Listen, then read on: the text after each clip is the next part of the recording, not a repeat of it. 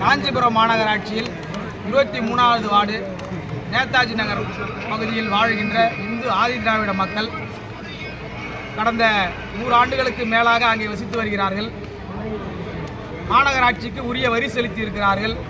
அரசுக்கும் உரிய வரி செலுத்தப்பட்டிருக்கிறது. வாக்காளர் அடையாள அட்டை வைத்திருக்கிறார்கள். ஆதார் அட்டை உண்டு. மின்சார அட்டை வைத்திருக்கிறார்கள். குழாய் வரி மாநகராட்சிக்கு முறையாக செலுத்தி வருகிறார்கள். இத்தனை செலுத்தியும் இத்தனை இருந்தும் ஆனால் அந்த மக்களுக்கு பட்டா இல்லை. நேதாஜி நகரில் வசிக்கின்ற பாதி அளவு மக்களுக்கு பட்டா அளிக்கப்பட்டிருக்கிறது. மீதி பாதி இங்கே வந்திருக்கிற சுமார் 80 குடும்பங்களுக்கு பட்டா இல்லை. எனவே இவர்களுக்கு பட்டா வழங்க வேண்டும் என்று இன்று காஞ்சிபுரம் மாவட்ட ஆட்சியரை சந்தித்து விடுதலை சிறுத்தைகள் கட்சியின் சார்பில் மனு கொடுத்திருக்கிறோம். இந்த மனுவை மாவட்ட ஆட்சியர் அவர்கள் பரிசீலித்து உரிய நடவடிக்கை எடுப்பதாக சொல்லியிருக்கிறார்கள். நேதாஜி நகர் பகுதி மக்களுக்கு பட்டா கிடைக்கப்பெறவில்லை என்றால் அடுத்தடுத்து போராட்டங்கள் விடுதலை சிறுத்தைகள் கட்சியின் சார்பில் நேதாஜி மக்களை திரட்டி கொண்டு காஞ்சிபுரம் மாநகராட்சிக்குள் நடத்துவோம் என்று இந்த பேட்டியின் மூலம் தெரிவித்துக் கொள்கின்றோம்.